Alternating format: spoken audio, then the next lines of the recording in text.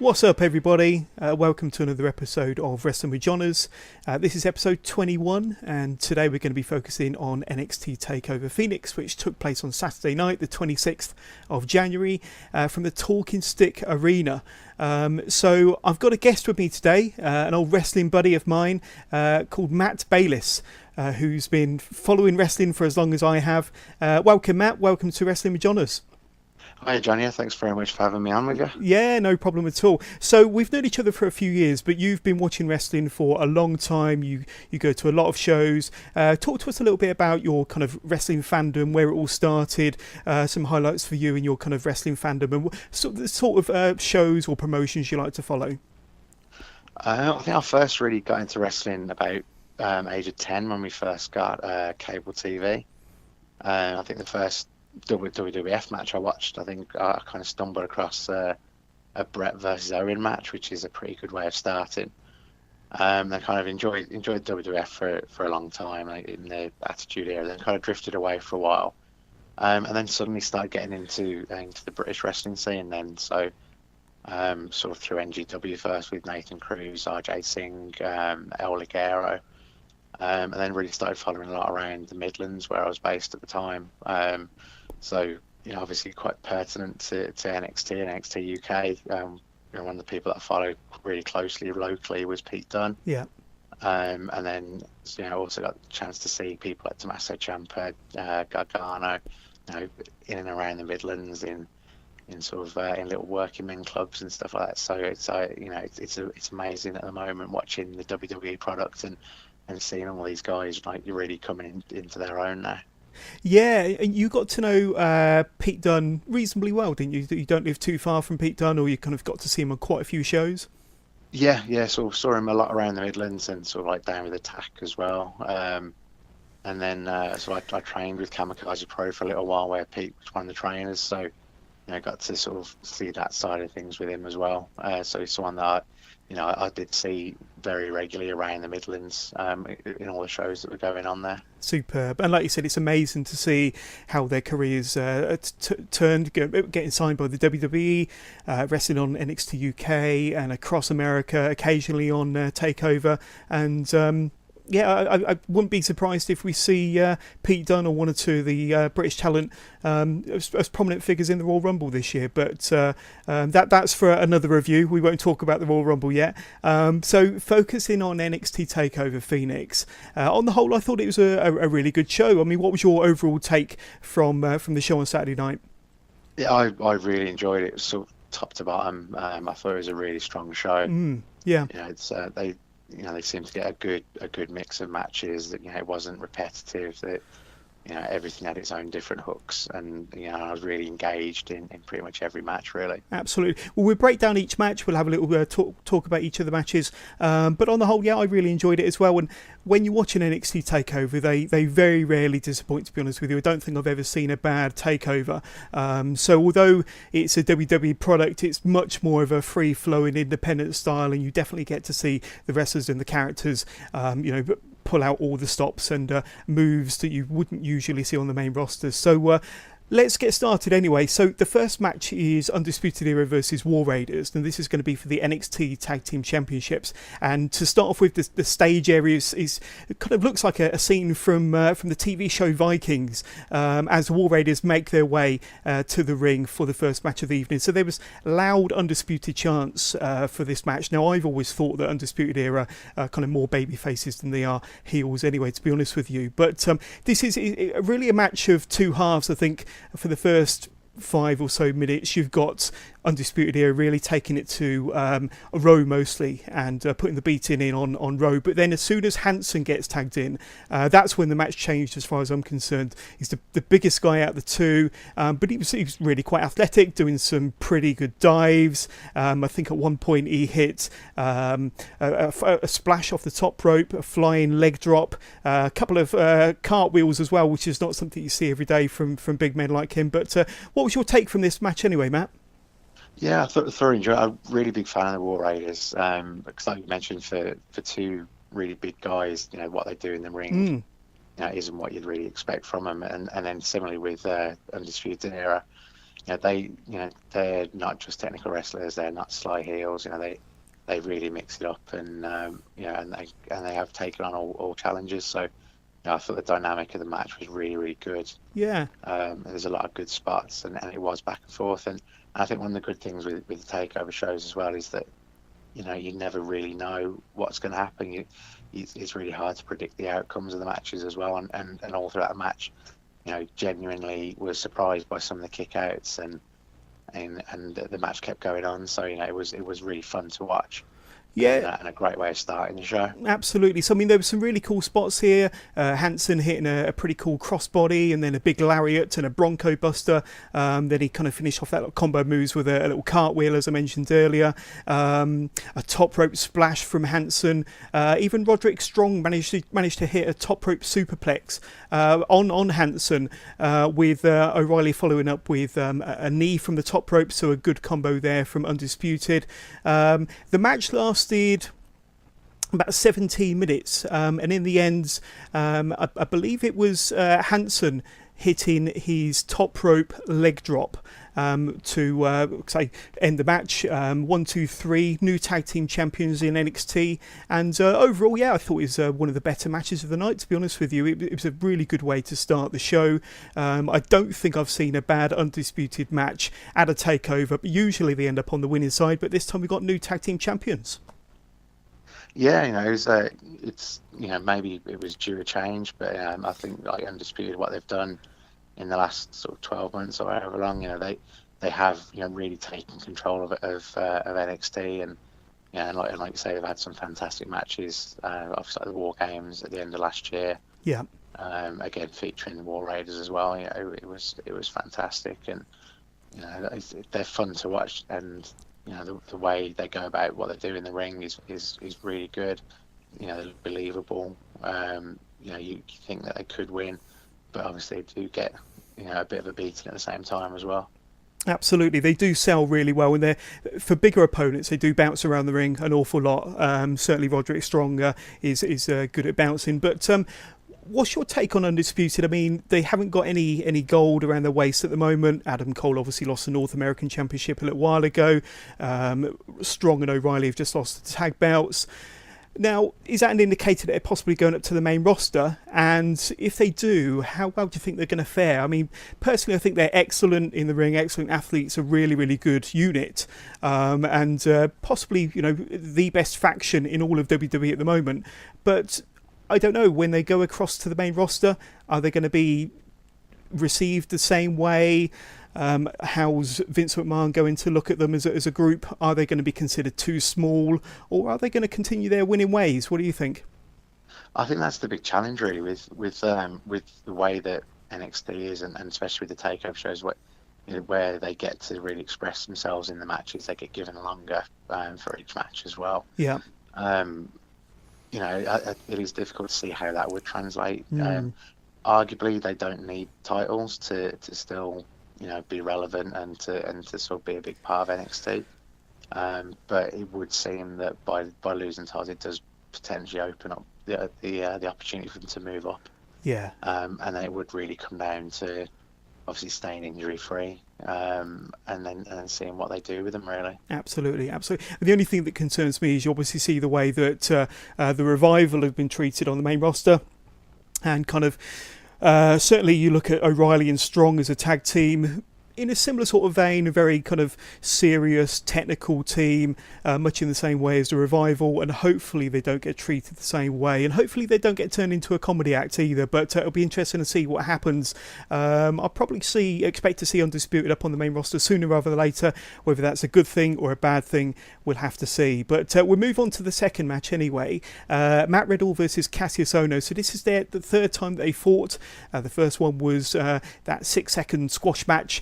In that the match that I think it was not expected to take place at the beginning of War Games, but it did, and Matt Riddle won in 6 seconds. They had a rematch a few weeks later on NXT Takeover, on NXT TV, which Matt Riddle managed to win, but then Cassius Ohno, He got a little bit of payback with an attack on Riddle after the match, slamming him into the ring steps and beating him up outside the ring. So this is kind of a bit of a grudge match now.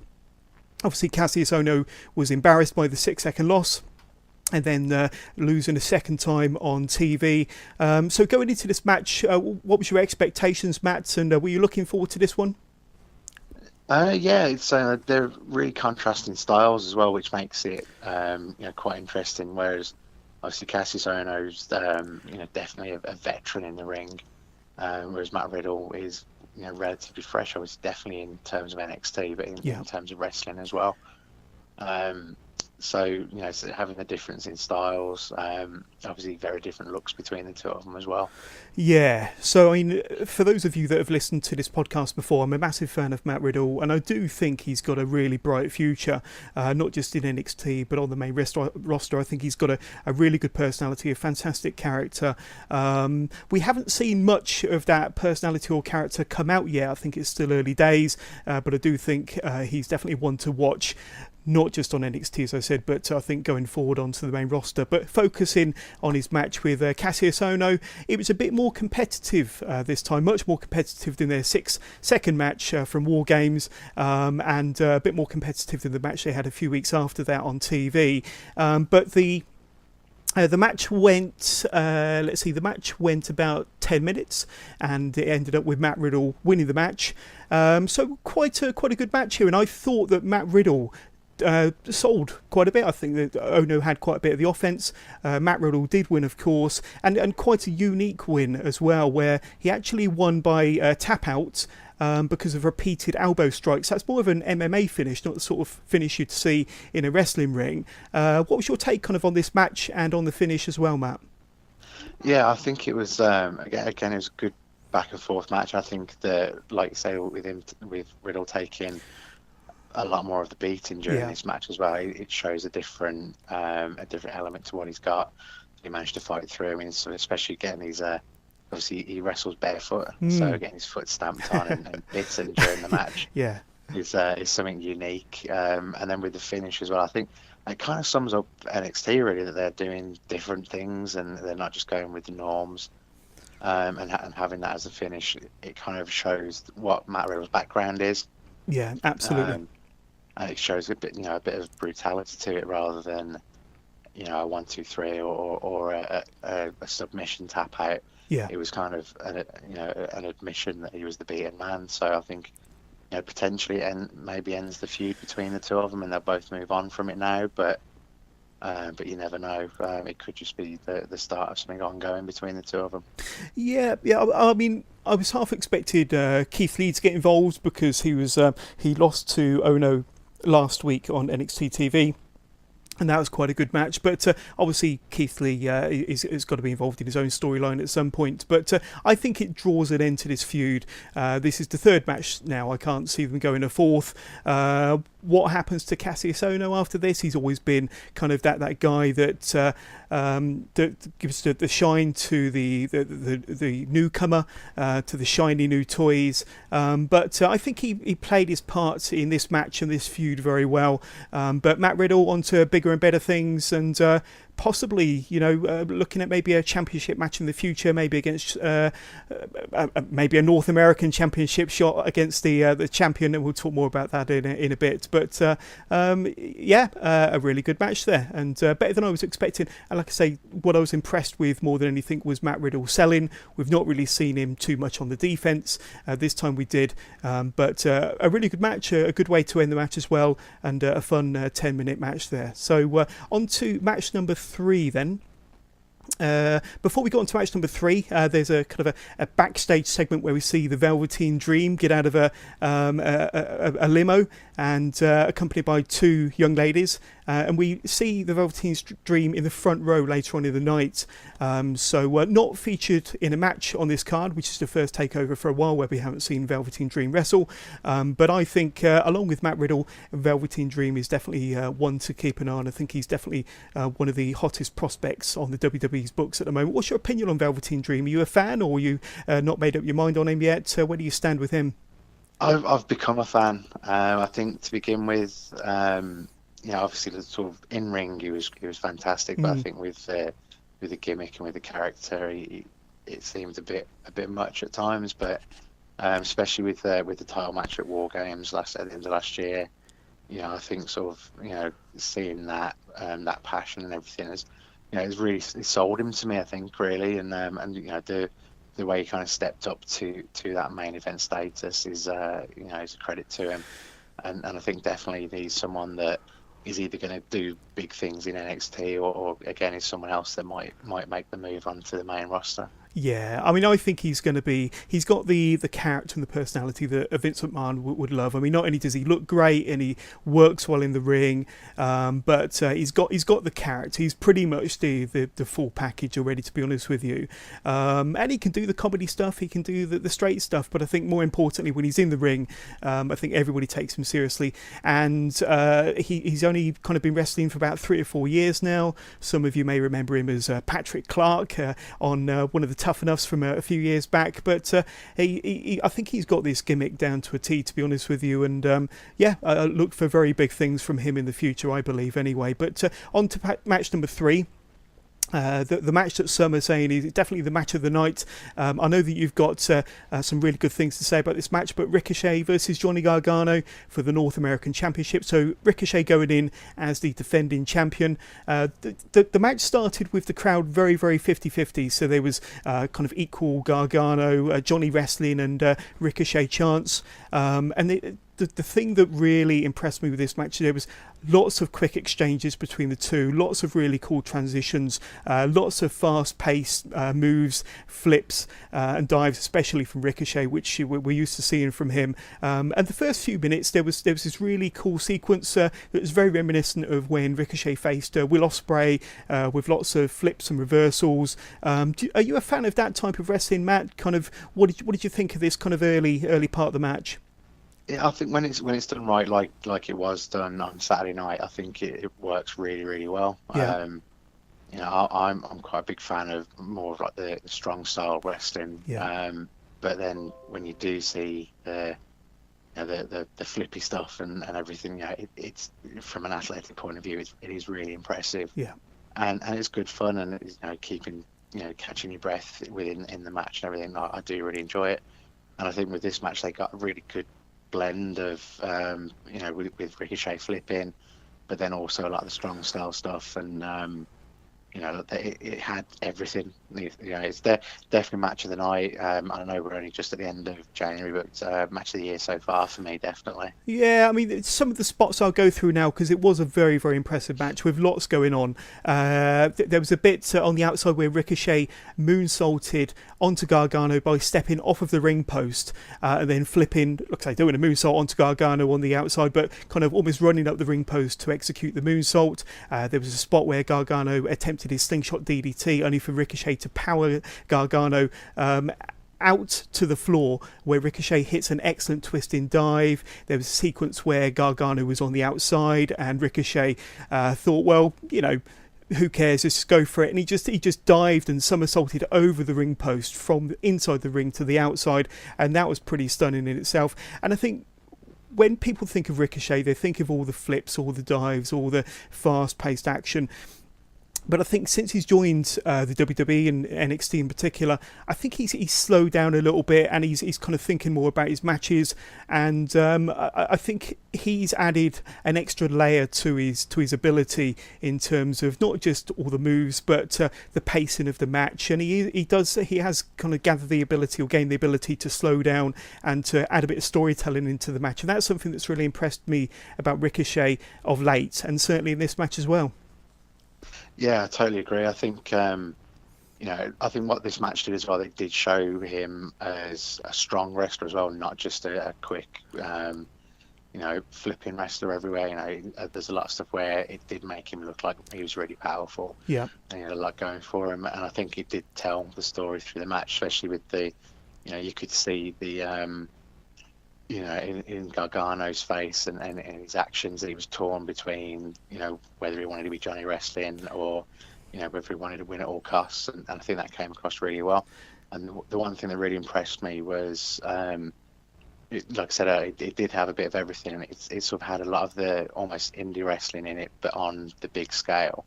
And even just looking at facial expressions, the way they were interacting with the crowd. You mentioned a bit where Ricochet stopped the springboard DDT, and Gargano sold that just by his facial expressions, and stuff like that.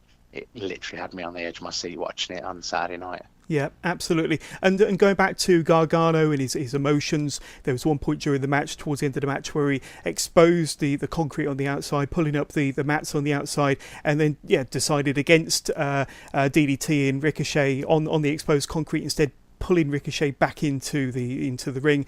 The concrete does play a part towards the end of the match, but the end of the match comes when Gargano is able to hit his slingshot DDT and get the 3 count to become the new North American champion after 25 minutes. And like I say, I thought the match had absolutely everything, and Gargano wins his first piece of gold since joining NXT as a singles competitor. Of course, he was a tag team champion with Tommaso Ciampa as DIY, but as a singles competitor, this is his first piece of gold. And when you consider how many takeovers he's been part of, how many takeover main events he's been part of, and how many match of the year contenders he's been a part of, it's almost surprising to consider that he hasn't won singles gold up until now. But an excellent match and a deserved winner as well. So I thought the crowd were really red hot for this match. They absolutely loved every single minute. And as I said at the very beginning, so many cool transitions, fast-paced exchanges and reversals.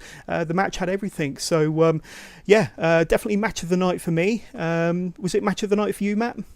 Yeah, comfortably. It's one of the best matches I've seen recently. Yeah. Without a shadow of a doubt. Absolutely. And I thought the pace of the match was excellent. Somebody's going to have to really pull out all the stops to top that one off. Finishing Move Limited, specialising in simple, stylish and versatile items to elevate your everyday. Check out their Instagram at Finishing Move Limited and find their elevated essentials range at finishingmovelimited.com. But we go into match number 4. Now, this one's for the NXT Women's Championship. Shayna Baszler, the champion, defending against Bianca Belair. So Bianca Belair, she's not your traditional wrestler. She didn't grow up in the business. She was not a big wrestling fan growing up. A very impressive athlete. I think she's done a lot of athletics, a lot of gymnastics. I think some powerlifting as well. So she's got the full gamut of caliber of an athlete, but she's only been training in the Performance Centre for the last couple of years.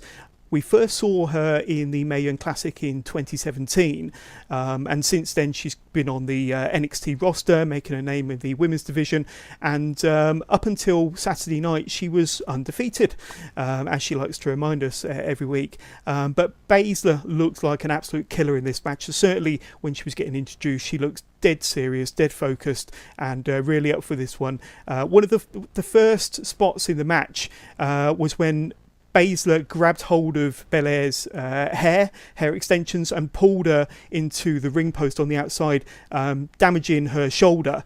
And then the bit that kind of made me kind of really get into the match was when Baszler stomped on Belair's elbow inside the ring with a kind of hand flat down on the canvas, and you saw Belair's elbow kind of bend down into a position I'm sure is not natural, and that move was amazing. And you did genuinely fear for Belair. It looked like she was in a lot of real pain on that move, to the point where the referee had to go up to her and say, look, you're going to have to shake it off and get back in the match. So that was a really vicious kind of way. But what they did was, I think that kind of woke the crowd up a little bit. The crowd were a little bit silent, especially after the fantastic match prior. And I think that started to get the fans into the match. But what was your kind of thought going into this match? Was you looking forward to this one? Are you a fan of either of the wrestlers? And kind of what do you think of the start? I think Shayna Baszler is amazing. Yeah. In terms of sort of, her in-ring fighting ability, but then also the character she's building, and like you mentioned that she does look like she's ready to rip someone's head off. Yeah. And I think it works. It works really well for her. It fits perfectly. And I enjoy watching that because it's, I grew up with the Attitude Era where women's wrestling was, nothing compared to what it is now. So, seeing them doing, the same, if not more than what a lot of the guys are doing, and it's really driving everything forward that way. But yeah, I think I was with the crowd really on this one, that it took me a while to get into it. Yeah. But then by the end of it, I felt like I'd enjoyed it. It was a bit back and forth. I think the drawing blood with a hair whip as well was, Yes. that was pretty original. It looked quite deep as well. I was going to mention that when Belair whipped Baszler with a hair extension, it really did cut her stomach, and I was quite surprised by that. You could certainly hear it when it cracked, and it certainly had an effect on Baszler as well. Yeah. I mean, so I was watching it, and I was, it was late at night. I was drifting off a little bit, and then I think that crack kind of woke me up, and then I was sorted for the remainder of the show. Then really, absolutely. So the end of the match comes. There's a few kind of. It does start to pick up during the latter part of the match. So there's a bit in the match where Baszler sends Belair into the ref, and you get a ref bump. So the ref's down for a little bit. Then Belair hits a KOD finisher, but the ref was still down. But she covers Baszler and gets a visual 3 count on Baszler, which is fantastic. You don't see that usually on Shayna Baszler. At that point, you had Jessamine Duke and Marina Shafir, the other 2 members of the MMA 4 Horsewomen. They run into the ring to attack Bianca Belair, but Bianca is able to fend the 2 of them off. Baszler then slaps on the Karafuda clutch, which Bianca is able to power out of. She actually is able to stand up and reverse the move into a suplex. That was really impressive.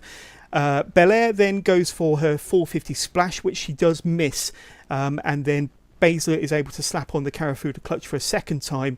Belair tries to struggle out of it. She does manage to stand up, similar to the way she got out for the move the first time round. Does manage to stand up, but then it's just all too much for her. Baszler gets her back down into the canvas, stealing the Karafuda clutch, and eventually that's it. The match is ended by stoppage. So it really did start slow. Then I started to get into it more, like you said, when the elbow stomping, the fans started to get into it. It really warmed up into a really good match. And to be honest with you, in hindsight, I enjoyed this match much more than I thought I was going to. And I think overall it was one of the better matches on the card. And the thing that really surprised me and that really got me invested in it was, after the elbow injury, was the selling from Bianca Belair. I thought her selling, I'm sure she was in some legit pain, but I thought her selling during this match was outstanding, and that kind of invested me into the match and into her more as a character as well, Matt. So what did you think kind of overall as a match, and did it change your opinion of Bianca Belair by the end of it? Yeah, definitely. I think it did make her look strong as well, because I think the way that she sold the injury throughout the match, and then with trying to fight against the submission at the end, it makes her look incredibly strong. And obviously again, potentially showing my age here, but that's how Stone Cold really made his name. Yeah. WrestleMania match against Bret Hart, when he passed out in a pool of his own blood. Yeah. So he never actually tapped out, and I think that it's kind of similar with Bianca Belair with the finish to the match. So it's definitely done her the world of good, even though she's not come away with the title.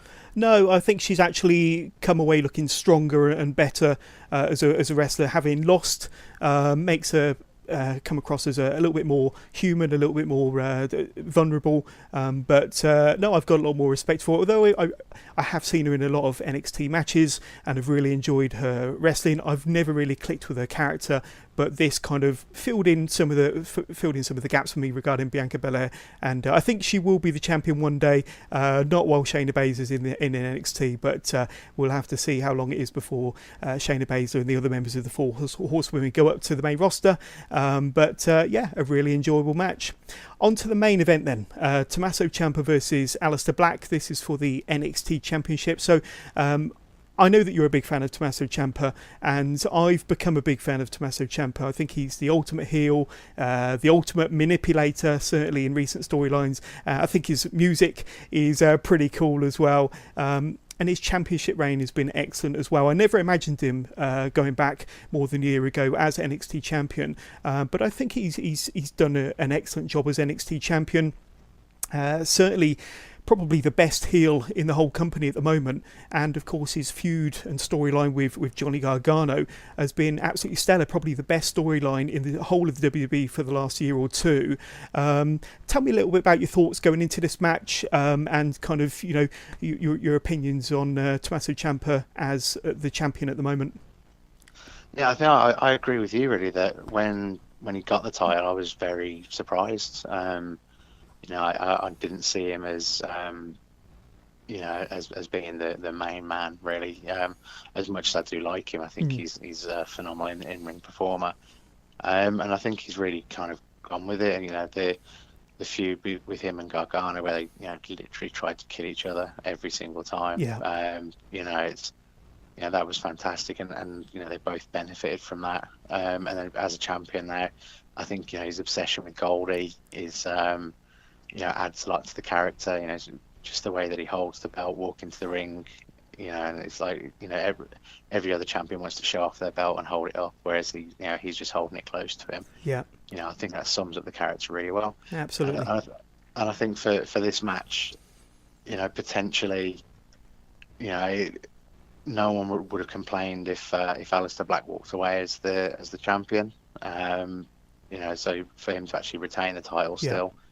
You know, that's, again, it's not necessarily a surprise as such, but you know, it's not doing the obvious things, and you know, it works really well because all through that match there's so many near falls, and so much was happening, and it really could have gone either way at any time, and you know, it was so hard hitting at times, and you know, you could feel some of the kicks especially, you know, throughout the match, and yeah, and they do something different every time, and you know, it shows they've all got different strings to their bow. That it's not just 5 moves of doom and that's it. So, you know, people are pulling out all the stops, and you know, and really making a name for themselves with NXT. Yeah, they really did. And some of the kind of really good spots in this match, some of the really standout moments was when fairly early on in the match, Aleister Black did a tope con hero over the top rope onto Ciampa on the outside, but he appeared to tweak his left knee on that move, and that was kind of the story going through the rest of the match, was Tommaso going after Aleister's left knee. He slammed him into the ring steps.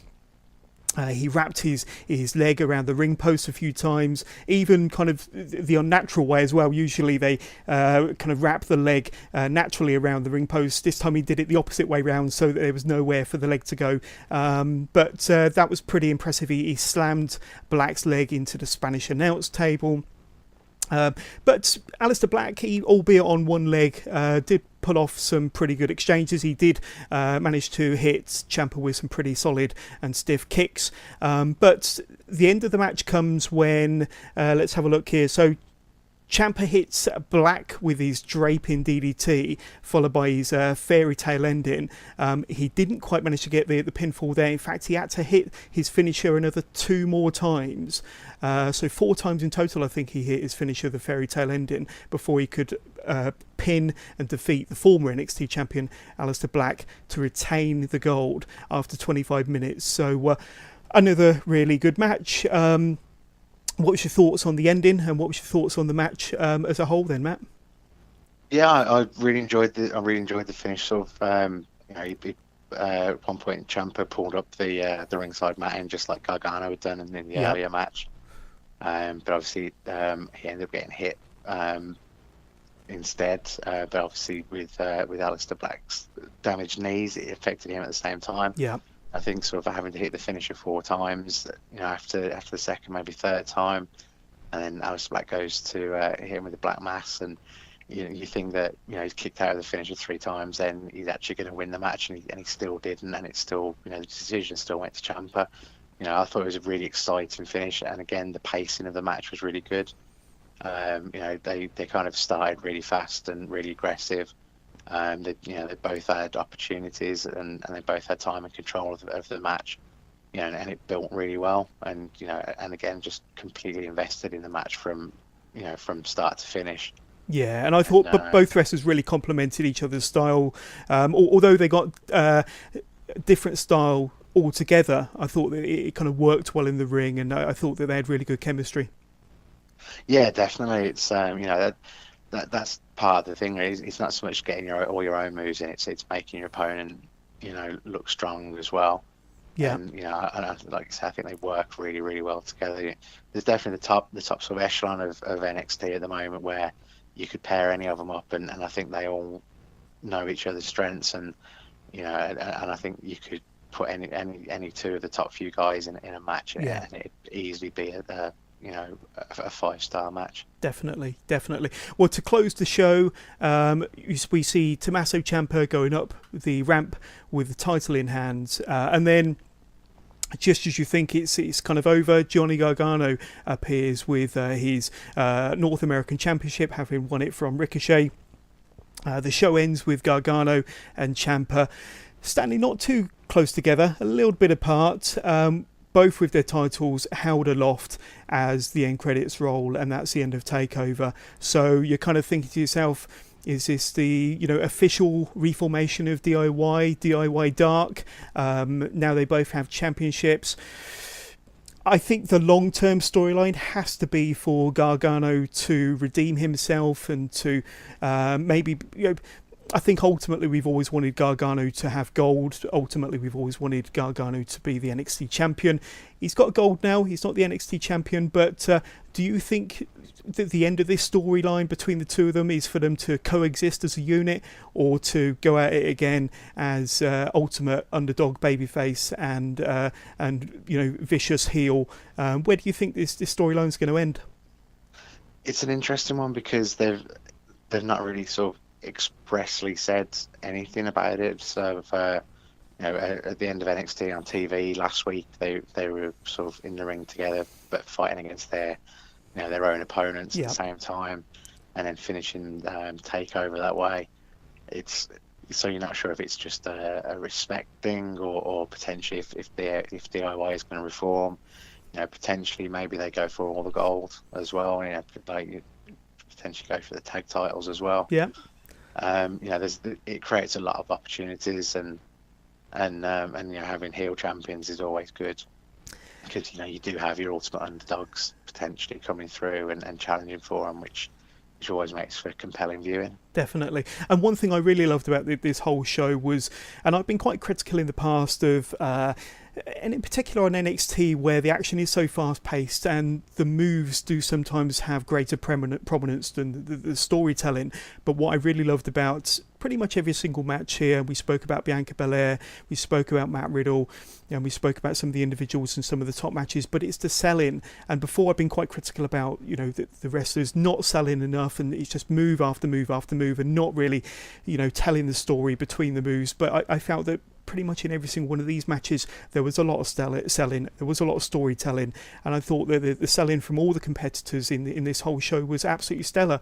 And I don't know if you agree with me that a lot of the old time wrestlers would say that selling is a lost art form, but I think that they really hit the nail on the head with regards to storytelling during this whole show. Yeah, I think it's a good example of proving that is good for what they're doing, rather than just having sort of smash mouth matches that last 5 or 10 minutes. Everyone gets all their moves in.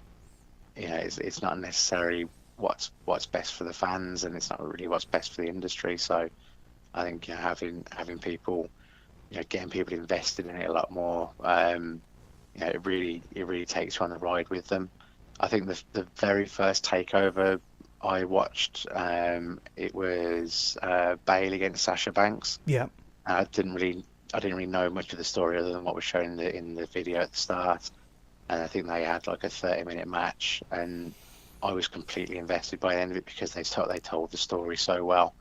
And I think that's what NXT do, because they give time to the matches, and that makes all the difference. Rather than having 10-15 minute matches, in fact you can get 20-25 minutes in a match, and it's it shows a lot more, and you really do go on that ride with them. Definitely.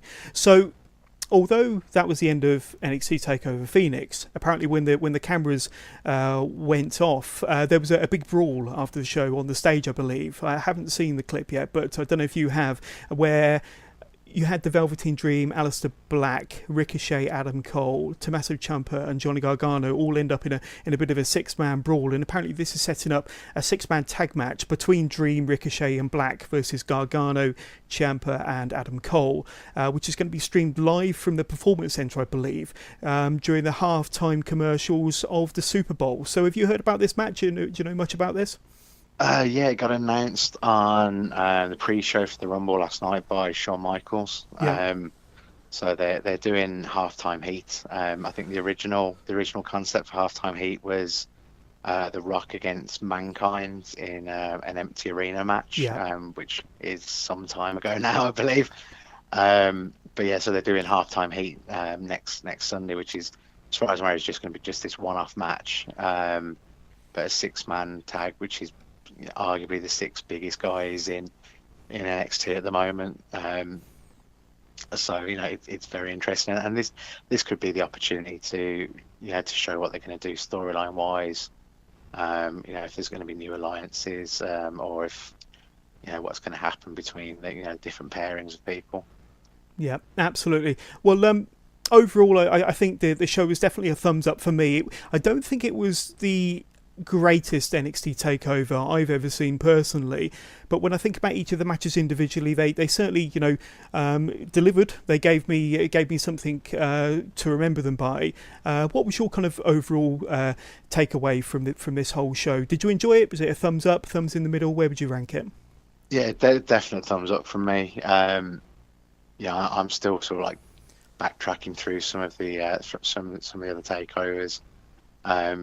But for me, it was a solid show. The Gargano Ricochet match is the standout comfortably for myself. But yeah, I enjoyed all the matches. A couple of matches I wasn't particularly invested in before the first bell. But I enjoyed every single match in the end. It's good to sort of to kind of not expect to enjoy something and then actually be kind of drawn into it as well. So. A big weekend of wrestling to start the year, and hopefully it continues in this vein. Yeah, it's been a good January so far with Wrestle Kingdom and the announcement of All Elite Wrestling and NXT Takeover Blackpool, now this show and the Royal Rumble. Like I say, it's not even the end of the first month of 2019, and I think we've already had pretty much a year's worth of exciting wrestling action. So if that's how 2019 is going to be, then bring it on. I can't wait. But that pretty much draws us to the end of this episode of Wrestling with Johners. I just want to thank Matt for coming along and helping us out with this podcast, and hopefully we'll hear from you again, Matt. Yeah, absolutely. Thank you again for having me on. No, it's our pleasure, and thank you very much. So I hope you've enjoyed this episode of Wrestling with Johners. If you did, please don't forget to hit subscribe, shout about this podcast, tell your friends, tell your family. Keep listening to Wrestling with Johners for all of your NXT and NXT UK updates. You can listen to this podcast on iTunes, Spotify, Podbean, YouTube, Stitcher, or wherever you get your podcast. If you want to get in touch with the show, you can email the show, wrestlingwithjohners@gmail.com. You can visit our Twitter page at withjohners_pod, or visit my YouTube page and see all of my videos from New Orleans, my WrestleMania experience last April, or to catch up with this podcast on the YouTube.